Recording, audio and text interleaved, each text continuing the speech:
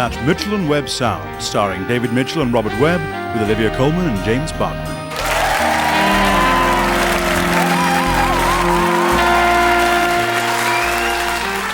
Rod, before everything goes off later, I just wanted to pop in and say that it really has been a pleasure, mate. You're an asset to the company and a fine figure of a man. I don't know what to say, Ken. That's lovely. There is just one thing.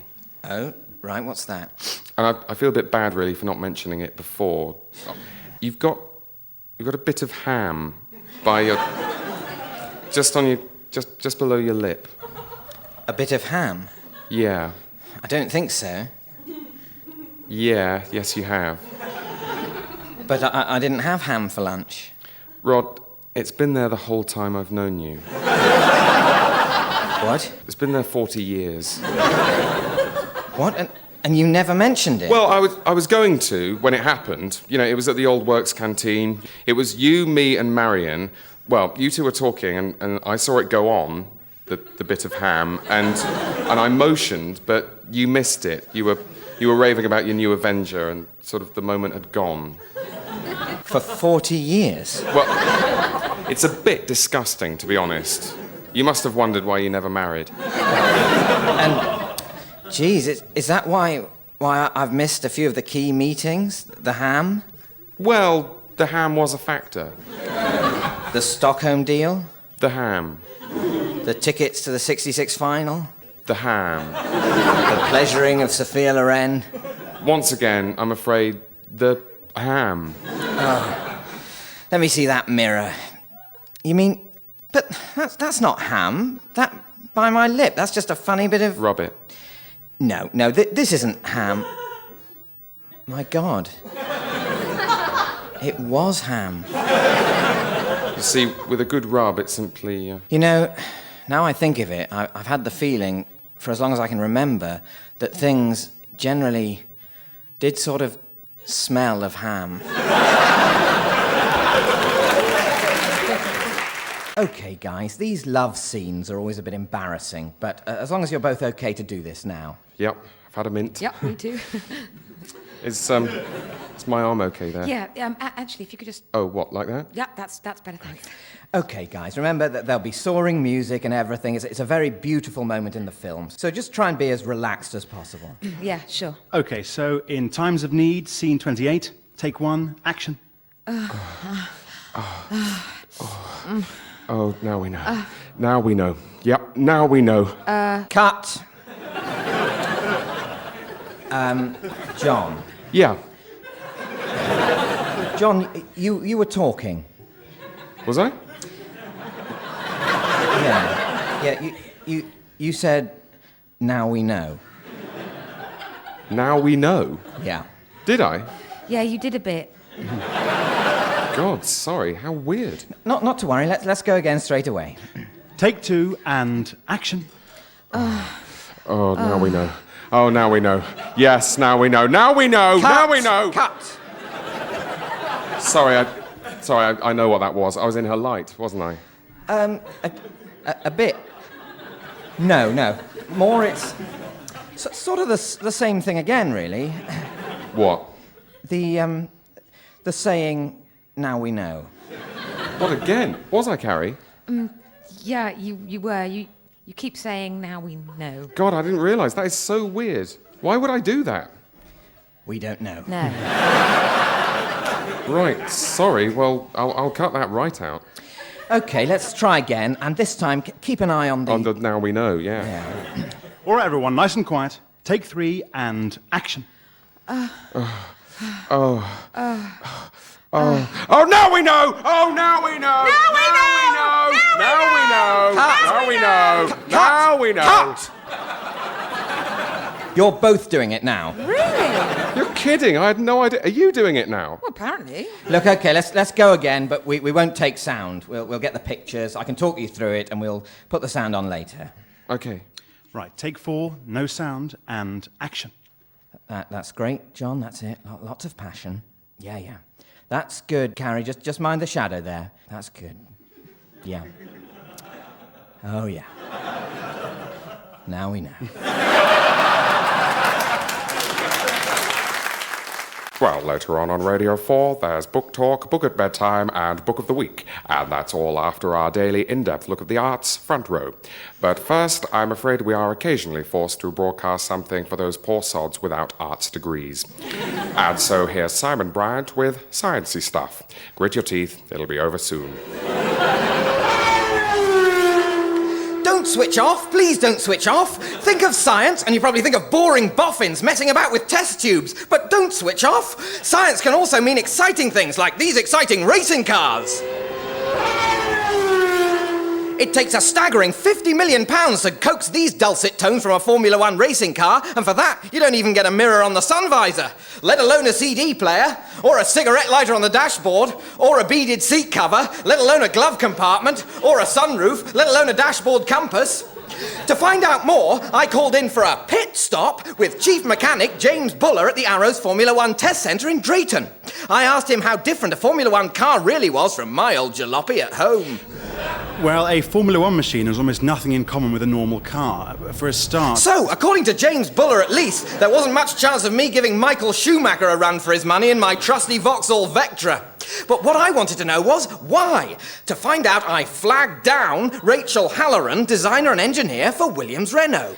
Well, a Formula One car is an extremely complex construction. So, if Rachel Halloran is to be believed, a Formula One car is not something Reg from the local garage is going to be able to knock up in his spare time. But complex construction spell big bucks. Just how much, I wondered, did an F1 car cost to make? Well, it's hard to answer that because... She didn't seem to know. So, we asked some folk who ought to, if anyone does, shoppers in Damon Hill's town of Stockton. Oh, billions, I expect. More money than my little Ford Escort, that's for sure.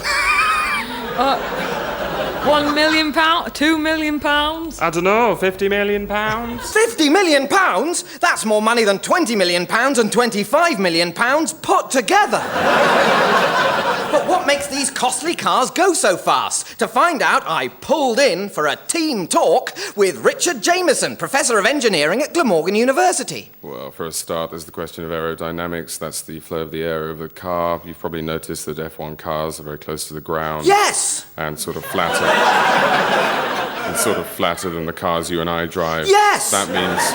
That means the air can pass more easily over the car, causing less drag. Then there's... That sciencey mumbo-jumbo might mean something if you're some kind of egghead, but I was way out of my depth. I asked TV's boffin on a bike, Adam Hart-Davis, to give me the layman's version. Well, imagine it's a windy day and you're walking along with your umbrella. Now, when it's closed, you can swing it through the air easily. But when it starts to rain and you put the umbrella up, now the wind says, oh, look, there's a lot more brolly. We can really grab onto that. So it becomes a lot more difficult to walk along. Well, it's the same with cars. And that, thankfully, ends this month's edition of Sciencey Stuff. And now over to Mark Lawson with a retrospective of the films of David Lean. Ah, that's better.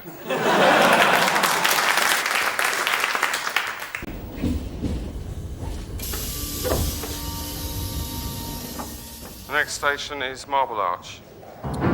Sorry, I'm really sorry. Excuse me. Oh, sorry. Could you give me a hand? Yeah. Thanks, thanks very much.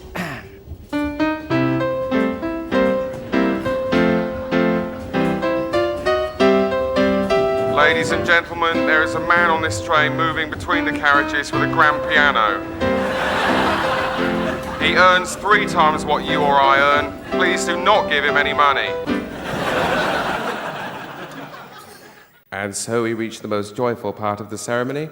Nick and Rosanna have written their own wedding vows, and I shall ask them to exchange them now. Rosanna, it's been 8 years now since we started going out, and with each day that passes, I've felt more and more strongly that neither of us are getting any younger.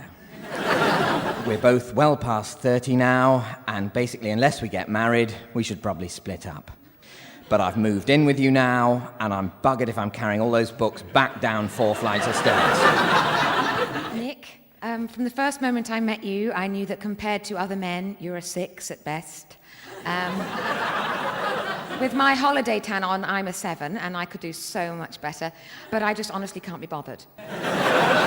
Anyway, you've been gratifyingly unobservant of the 2 affairs I've had during our relationship. Also, my mum's been going on and on at me to get married all my life, and by marrying you, I hope to teach her a sharp, unpleasant lesson. Rosanna, you and I have something between us. I don't know what it is. I'm not even sure I like it. Your habits are annoying, yes. And they may get more annoying in time, especially if you continue to turn into your mother, which all the signs are that you will. On the other hand, you've learnt to sleep through those funny spasm things I do when I'm dreaming, and you have a nice car. And you're slightly thicker than me, which I quite like. And the bottom line is, if things get tough in 7 or 8 years, we can always jack it in. And so I ask you, in this sacred place, Rosanna, will you be my first wife? Go on, then. You may now kiss the bride. No, it's fine. Hello. Excuse me? Oh, don't get up. I'm just browsing. What the hell do you think you're doing?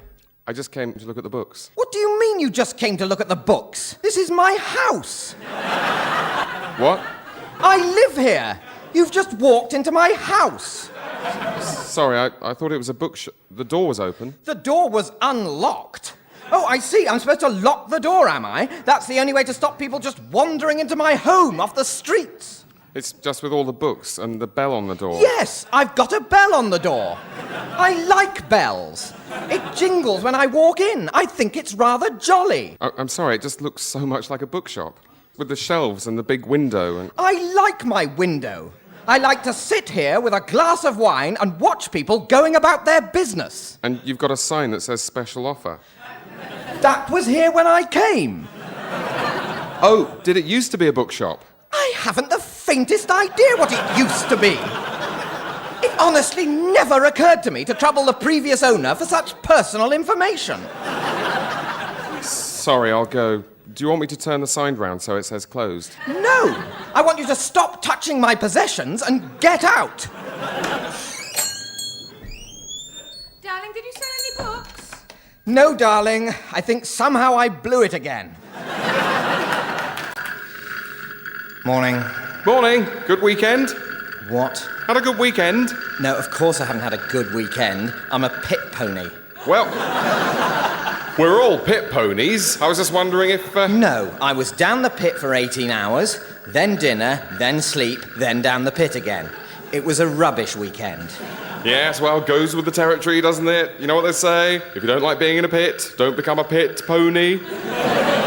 I don't remember being given a choice. No, it's not a vocational type of job, pit ponying. I'll give you that. It's not like gymkhana work, say, or dressage. It's more the sort of thing you just find yourself doing. Yes, from birth. Yes. Until death. Yes. The early, painful death of exhaustion and respiratory disease, which is the inevitable lot of the pit pony.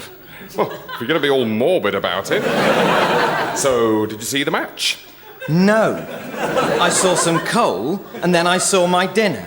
Not only did I not see the match, I have no concept of what a match might be. And I'm frankly surprised that you do. Just trying to make conversation.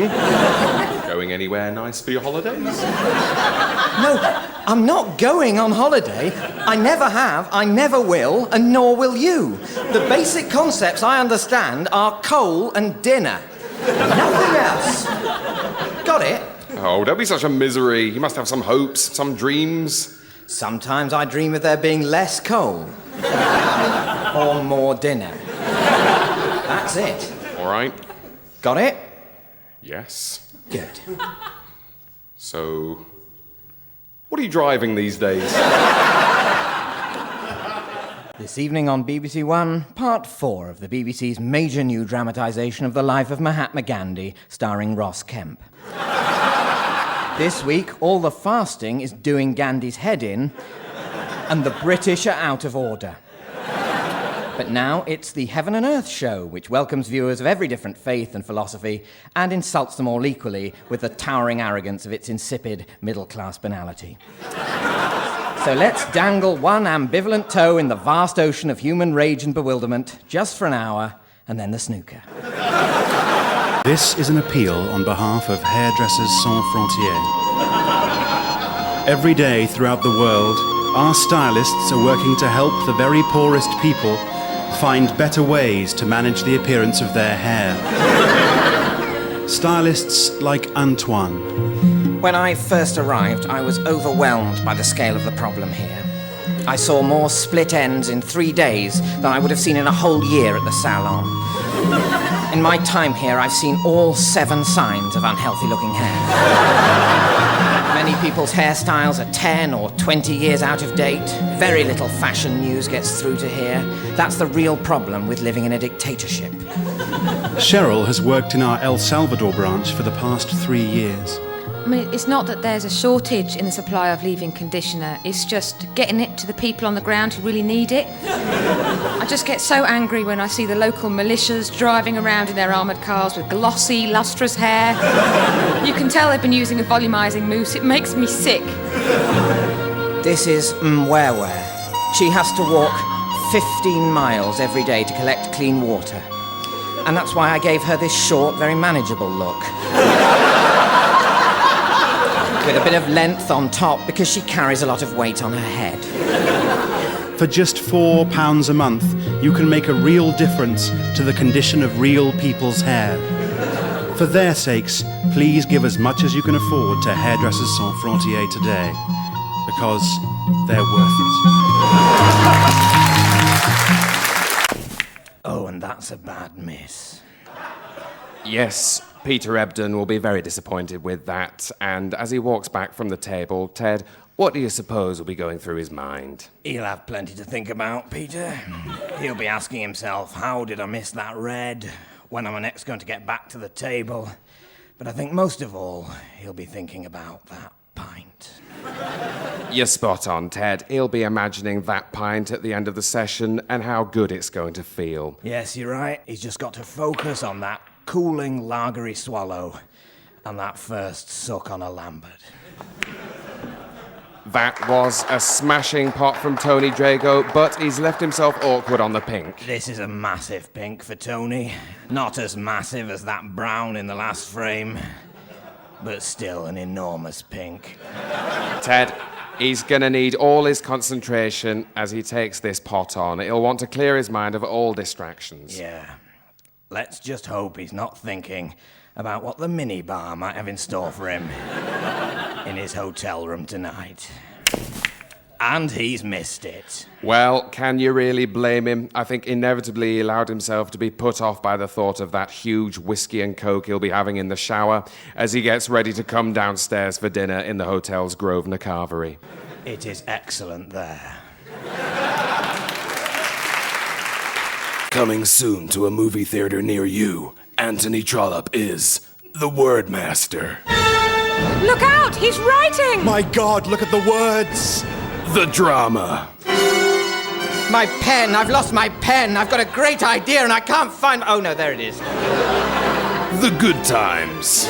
Oh, goodness, this is good writing. I'm writing my head off. The Passion. I'm writing by the seat of my pants. And the Sorrow of the End. It's so ironic. He loved words. Now he's so old he can hardly remember any words. Anthony Trollope is the Word Master. Great news. I've just been on the phone to the bank and they've agreed the loan. Oh, great. brilliant. Yeah. So now we can go ahead and start up our own dry cleaning business. Oh, great. No more working for other dry cleaners. Finally, we can really go it alone. So the last thing to decide is, what shall we call it? Well, I've been having a think about this, and I think it should definitely be a funny name. Oh, great, yeah. Everyone likes that. Like a hairdresser's that's called Fringe Benefits or A Cut Above. Oh, yeah, they're really clever. So what would one for a dry cleaning shop be? Well, I've had an idea, actually. Oh, yeah? I think it's funny. It's certainly a phrase I've heard, but I'm not quite sure what it means. What is it? It's touching cloth. Oh, great, yeah. Touching cloth. That's certainly a phrase I've heard. It has a ring to it, doesn't it? So, what does it mean? Well, obviously, part of what it means is what we would be doing. You know, as dry cleaners, we will spend most of the day touching cloth. Yeah, and of course our customers who bring their clothes in for us to dry clean, they'll all be touching cloth as well. Great. Well, it all works brilliantly. And what's more, I think what will make it really funny is that I think that touching cloth has a double meaning. I'm just not quite sure what it is. Well, that's great, but I think it's probably quite important that we find out what exactly the other meaning of touching cloth might be before we call the sign writer or get the notepaper printed. Yeah. Does anybody know what the other meaning of touching cloth is? I know. Oh, good. Is it funny? Yes, it is. It is funny. So what does it mean? Well, when you're touching cloth, what you're doing is that you so need a poo that you've sort of started to poo yourself, but managed to stop at the point where a bit of the poo is actually touching the cloth of the inside of your pants. Oh, right. I had no idea there was a name for that. That is funny, yeah. It's funny because it involves poo. Yeah, it is very funny. So, we'll call it that then, shall we? I'm game. I tell you what, my only it's only a half worry, but is the association of getting poo on clothes, which I agree is funny, is that association appropriate for a business such as dry cleaning, which is, after all, supposed to be about getting clothes clean? Oh, yeah. But I don't think it's really a problem. No, I mean, you can worry too much about these things. Yeah, and the way I see it, there's an upside, because I think the message we'll be giving is that even if you have got poo on your clothes, we can handle it. In fact, we could almost call it touching cloth ? Touching cloth? Then step this way. Morning, Jeff. Hey, Tobes. Actually, Jeff, if you've got a moment, I've got a bit of bad news. It's the Robertson dog shampoo contract. We didn't get it. I'm really sorry. Oh, that's a shame. Still, it was looking like a lot of work for minimum cash, so it's... Actually, sorry, who are those blokes? They're my backing music. They heighten the drama of my everyday life. Oh, look, here's Paul. No, guys, that's not this Paul. This is Paul who sent that funny memo with the do's and don'ts of marketing strategy. Take it easy, Paul. Don't mind them, it's just my band. Okay, need to get some photocopying paper. What? Relax, guys, it's just a stationery cupboard. Toby! Ah! What? What's the knife for? What's going on? No, it's a letter opener, Toby. I wanted to see you about this letter from head office. What is it? Oh, nothing much. About switching the office to broadband. I thought we could discuss it over lunch. Okay. Lunch will be great. Look, I'm sorry about these guys. They're my band. Guys, it's not like that. It's just lunch. Yeah, but I guess we could make it somewhere nice. Yeah, well, that would be good. That would be great. And no need to rush back to the office, is there? I guess, Toby. Well, sure, of course not. Oh, this is going to be brilliant, Kelly. I didn't know you had any feelings, like... Or, you know what?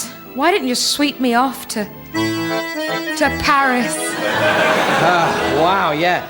I suppose it's just I'm not made of money. I mean, I don't know, to be honest, how I'm going to pay the band. Oh, God, well, if we're having Freddie, we've got to have Daphne and Velma as well. Yeah, those three are absolutely priceless, especially when Velma does her losing her glasses routine. Yeah, that kills me. Why doesn't she get contacts? Oh, I think it's a lesbian thing. Hey, do you think they'll bring their fantastic van? Oh, fingers crossed. I love the fact that they can have a van like that, but not be on drugs, you know? Yeah, it's brilliant, that straight-laced thing they've got going on. Oh, I've just had a thought. What? Well, if we invite Freddie, Daphne, and Velma, there's a chance they'll bring that other one. Oh, God, the scrawny one, the one who doesn't wash. What's his name? Well, we don't know. I mean, he calls himself Shaggy, but I certainly don't believe that's his name. I think it's some kind of hollow sexual boast.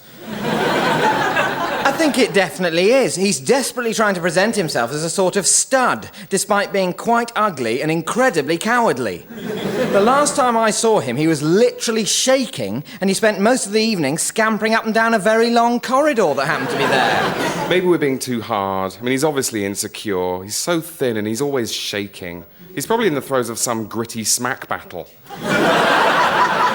Let's ask him along. Yeah, I mean, how much harm can he do? Although... What? There's a chance, just a small one, that he might bring his dog. Oh, God, not his ruddy dog. He won't bring his dog. People don't bring their dogs to parties. Shaggy does. If anyone is going to bring a dog to anything, he is going to bring his dog to this. Do you know, I think that dog's been mistreated in the past. It's incredibly nervous. You remember that Halloween party that Shaggy was at? Every time a new person walked in, dressed as a ghost or whatever, the dog would have an absolute fit, made the most unnatural noises, and jumped into Shaggy's arms. Yeah, but I tell you, that's not the worst of it. Remember at Jodie's? You remember Jodie, her dad owns that disused fairground. Anyway, I was just popping to the kitchen for some more ice, and who should I find but Shaggy and his dog assembling the two tallest sandwiches I have ever seen. I tell you what, I think Shaggy must be very bitter because he's obviously invested quite a lot of time in teaching that dog to talk, and it just can't. Yeah, it's a pity because, of course, the dog's nephew, also a dog, a little puppy, actually talks very well. Of course, that's right. I met that little dog once, and it actually speaks very good English. It's also quite a lot braver, if a little impetuous. It is a bit impetuous, but I think you've got to forgive that of a talking dog. Yes, I think you do. That Mitchell and Webb sound starred Robert Webb, David Mitchell, Olivia Colman, and James Barkman. It was written by David Mitchell and Robert Webb, Jesse Armstrong and Sam Bain, David Quantick, James Barkman and Mark Evans, John Finnemore, and Chris Reddy. And the producer was Gareth Edwards.